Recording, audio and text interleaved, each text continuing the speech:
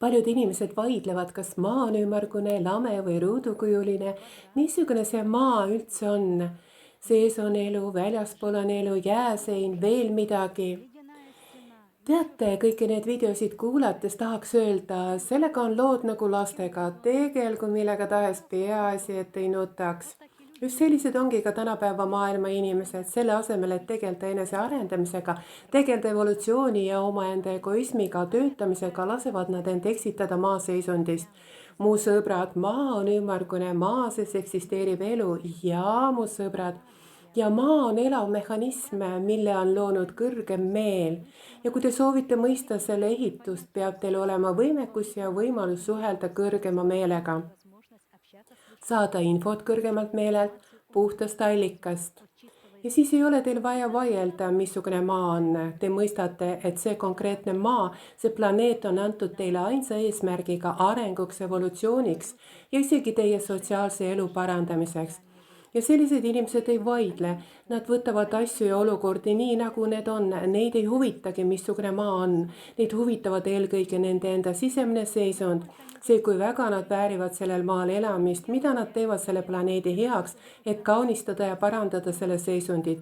Vaat sellele tuleb mõelda, kuid see kõik muu on, ma ütleksin, nii ühiskonna tähelepanu kõrvale juhtimine. Ja tõepoolest, inimene haarab väga kiiresti kinni mingist infost, mida ta püüab tikutulega taga otsida ja ajada ja sellele tõestusi leida. Paljud inimesed lihtsalt armastavad vaielda. Teate küll, nagu vene muinasjutus Baba Yaga, kes on alati vastu. Selle asemel, et tegeleda iseendaga töötamisega oma, ütleksime nii, otsese kohustusega, nagu ütles professor Preobraženski, on nad hõivatud ja lasevad end eksitada mingisugustest lollustest, millel pole isegi mingisugust kinnitust.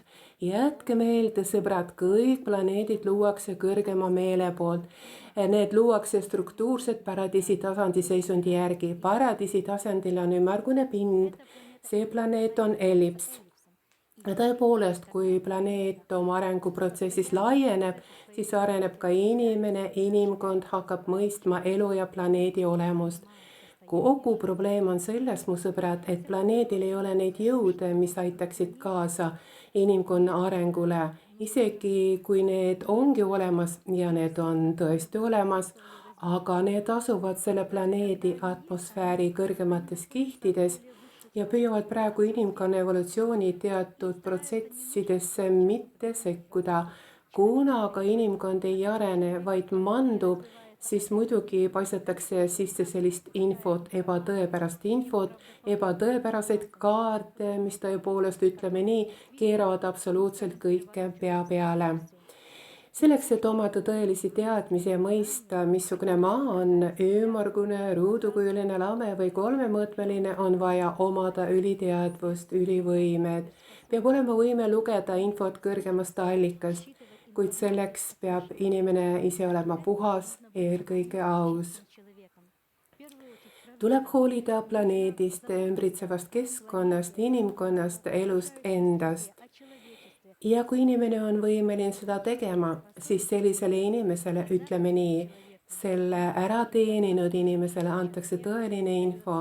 Seepärast, mu sõbrad, ärge laske end tühjast tähest eksitada. Tegelge parem oma otsese kohustusega. Millega? Oma arengu, evolutsiooni, saavutuste ja iseendaga töötamisega. Edu teile!